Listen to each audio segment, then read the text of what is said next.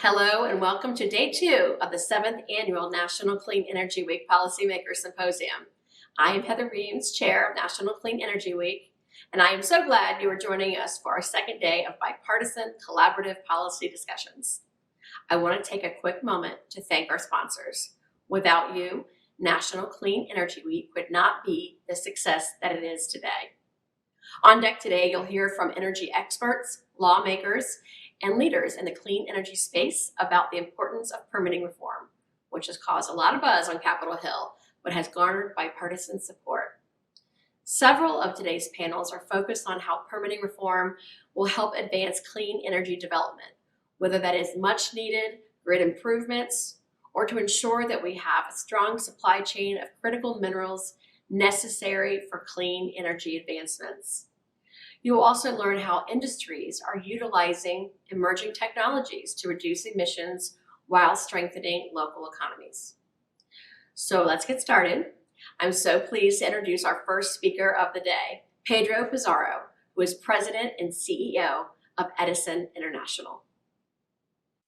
Good morning. I am Pedro Pizarro, President and CEO of Edison International, headquartered in Rosemead, just outside of Los Angeles, California. Our electric company, Southern California Edison, is one of the largest in the country, serving 15 million residents.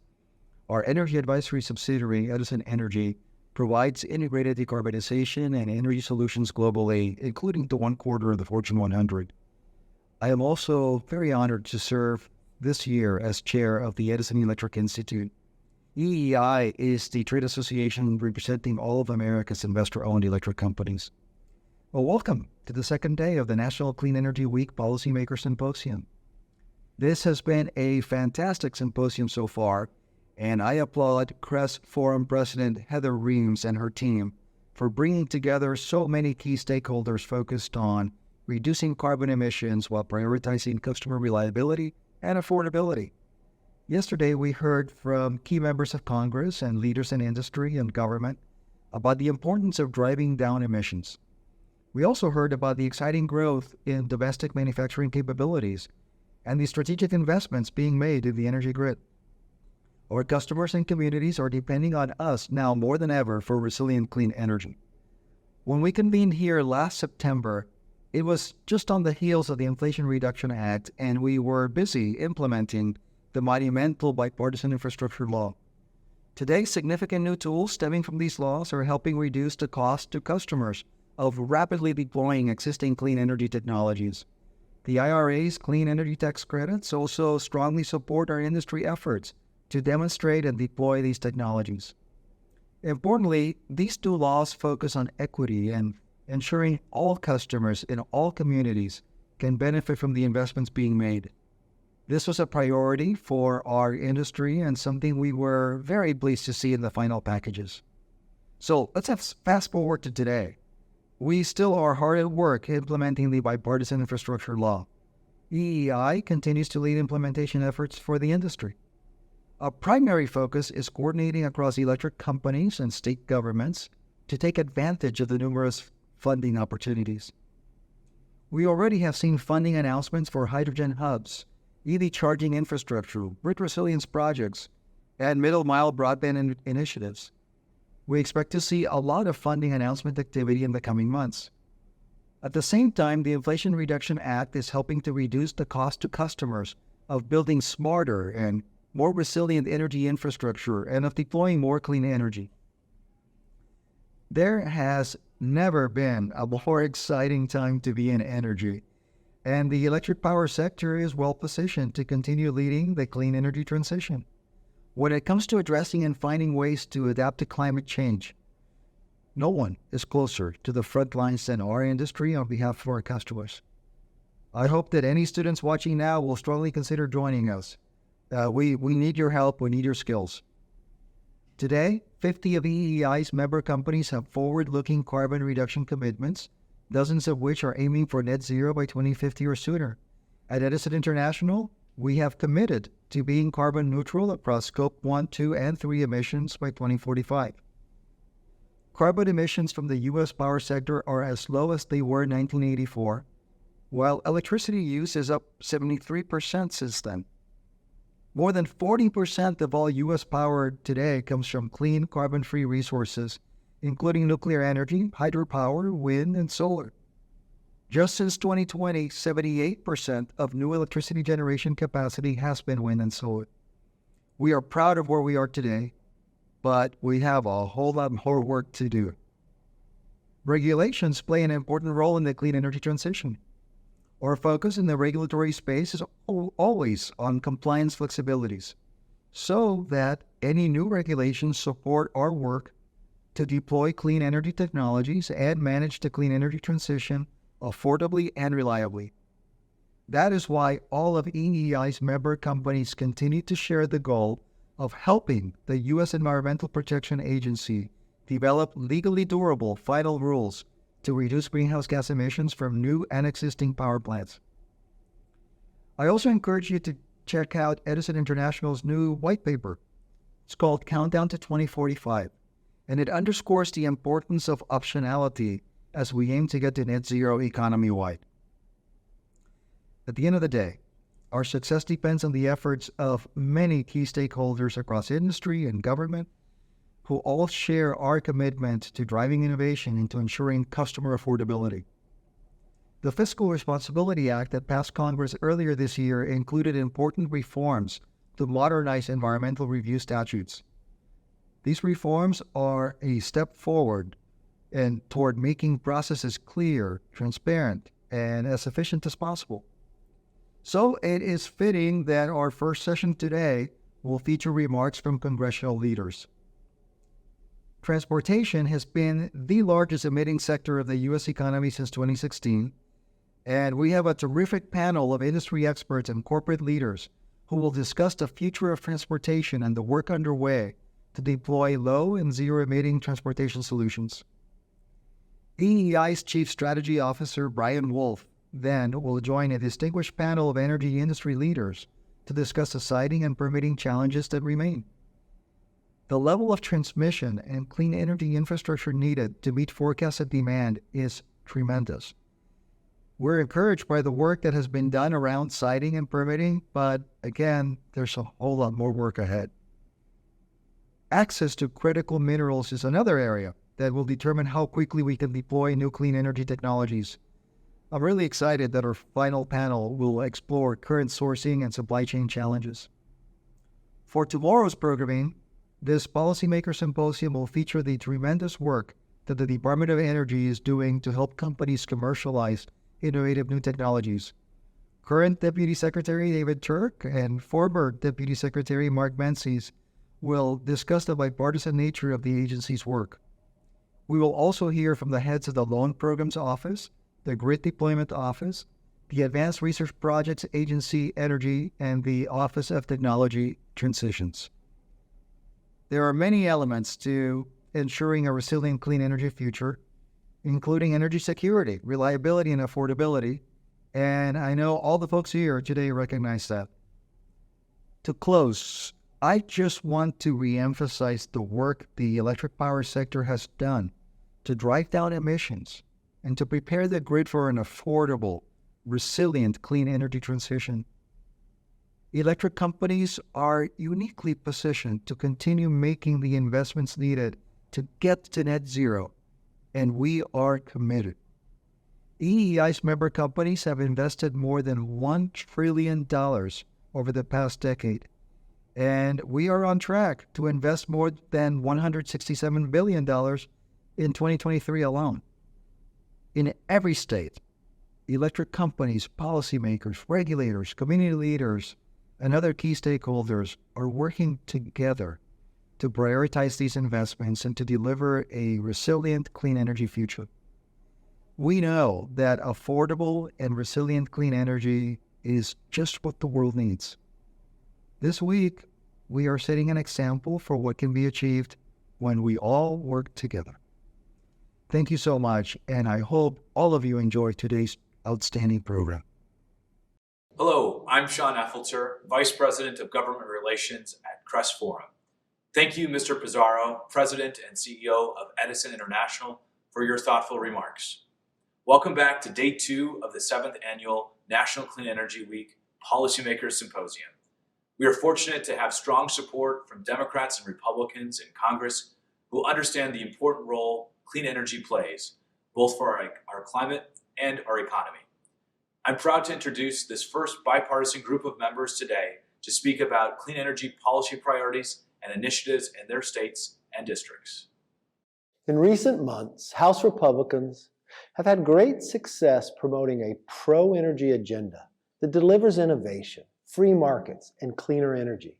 We passed H.R. 1, the Lower Energy Cost Act, and enacted the first permitting reform in 40 years as part of the Fiscal Responsibility Act. This country is better for it. Until now, it took an average of 5 to 7 years to build a new pipeline in America. Now it'll take less than 2. That will help reduce global emissions and lower the price of energy. I know how hard you work to make this outcome a reality. You know that America model works. We've reduced emissions more than the next 6 countries combined without more taxes or regulation. The world is cleaner and safer when we produce more energy under American standards, whether it's cleaner American natural gas, emission-free nuclear power, or renewable energy.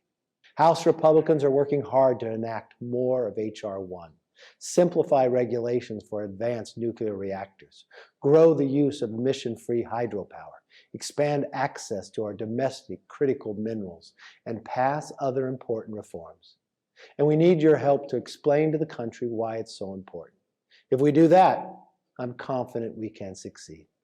Thank you for your commitment to clean, affordable, and reliable energy powered by the principles of free market innovation. Well, hello, and thanks for the opportunity to welcome you to the Policymakers Symposium during National Clean Energy Week. As a senator for the great state of Alaska, I certainly recognize the fundamental importance of energy and natural resources to our modern society. And I also recognize the growing impacts of climate change, as well as the hardships that high energy and material prices cause. And that's why I have made an orderly, affordable transition to clean energy a priority. We need to reduce emissions, but we also must grow our economy and strengthen our security all at the same time. And I'm really quite proud of the foundation that we've laid to do that in just recent years. There's no need to recap everything that Congress has passed, but my Energy Act, the Bipartisan Infrastructure Law, and the Inflation Reduction Act represent an unprecedented investment in America's clean energy future. My primary focus now is the implementation of these laws, as Congress intended, with smart funding decisions that help us rebuild supply chains and maximize clean energy deployment here at home. I'm also working on the next steps for good policy. Some of those steps must include federal permitting reform to dramatically improve a process that's broken for all types of energy and resources. It also continues to a minerals policy that features much greater domestic production and processing.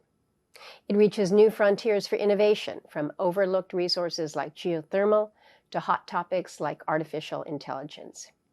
And it also means tackling some of the less glamorous challenges, climate adaptation, many of the hurdles that smaller communities face on clean energy financing. And what we do now, how we step up to solve our energy challenges, will shape the future of our nation. I'm convinced that we're more than capable of leading the way and leading the world, because we've demonstrated it with our resources, our talent, and motivation to make a difference. Again, I want to thank you for the opportunity to be with you for a small part of this year's National Clean Energy Week. Thank you and take care. Hey everybody, I'm Congressman Buddy Carter, and I have the honor and privilege of representing the 1st Congressional District of Georgia. I often refer to our district as the most beautiful district in America, and I mean it. If you haven't visited before, you absolutely should, and we would love to have you. I say it all the time, but no one loves the environment more than South Georgians.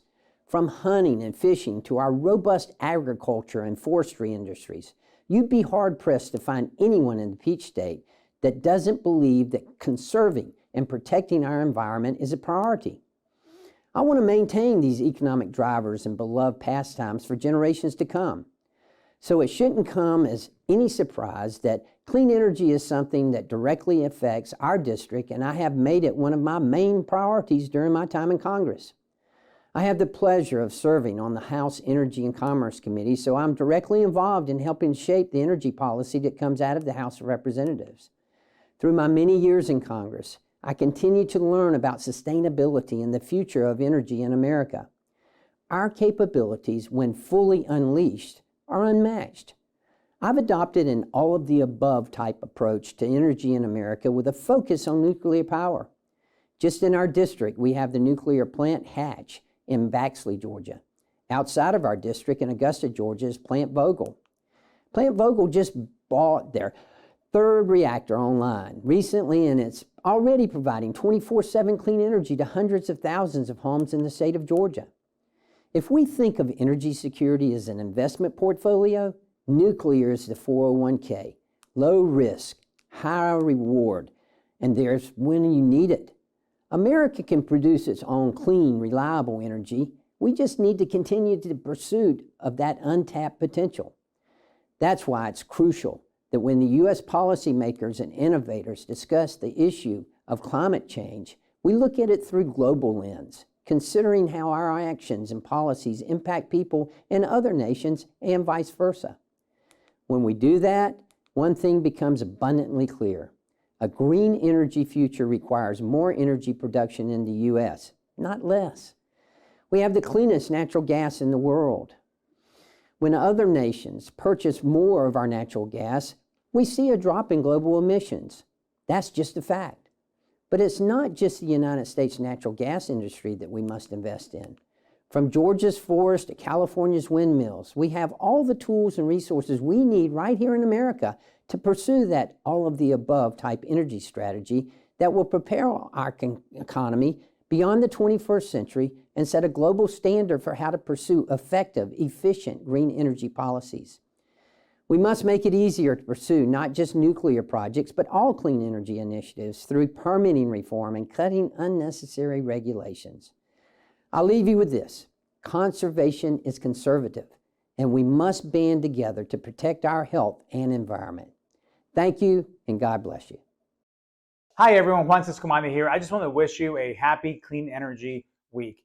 You know, I'm so proud of the work Arizona does, leading the nation in clean energy, and I'm committed to promoting and ensuring that we have American-made energy. That is the cleanest in the world and the one that is the most trustworthy. So in this week that we're celebrating clean energy, I want to just remind you that energy security is national security. So let's continue to prioritize American-made energy.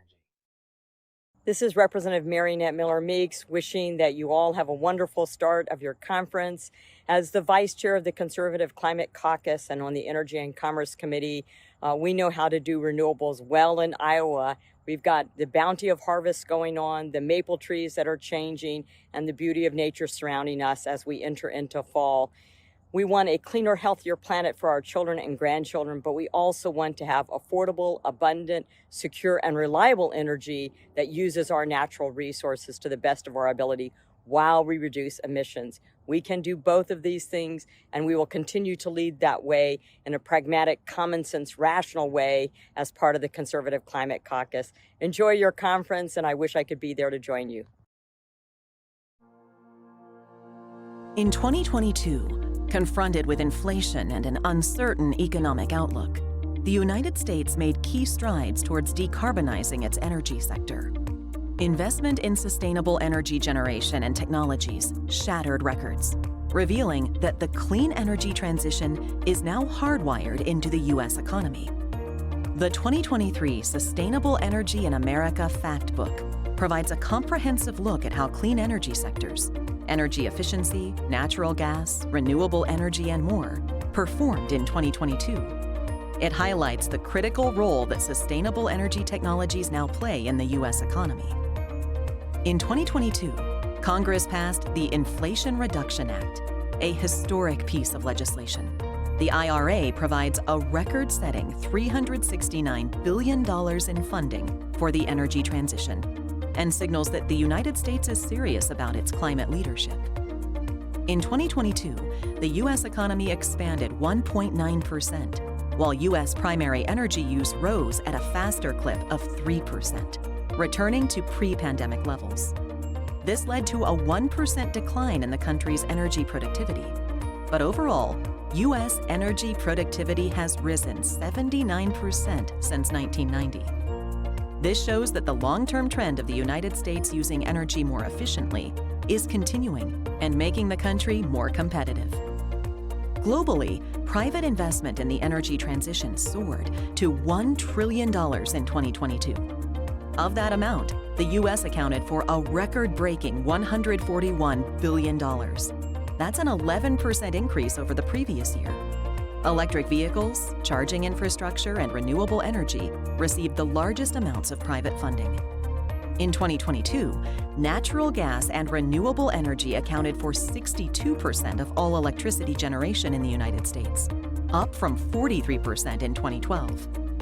As the economy recovered and energy use increased, total U.S. greenhouse gas emissions rose 1% in 2022, but they remained 3% below their pre-pandemic levels of 2019. Emissions from the power sector fell 1.5% in 2022. Overall, they were 37% below 2005 levels due to a cleaner generation mix and investments in energy efficiency. While progress has been made, urgent action to continue to reduce emissions is needed to avoid the worst impacts of climate change. In terms of energy costs, U.S. households devoted less than 5% of their total monthly household budget to energy spending. This share has decreased over time, while the energy transition has forged ahead. Finally, the U.S. clean energy economy supports over 3 million jobs across the country. And with continued policy and market support, employment in the clean energy economy will expand. Find out more about the record year of clean energy growth in 2022. Download the Sustainable Energy in America Factbook today.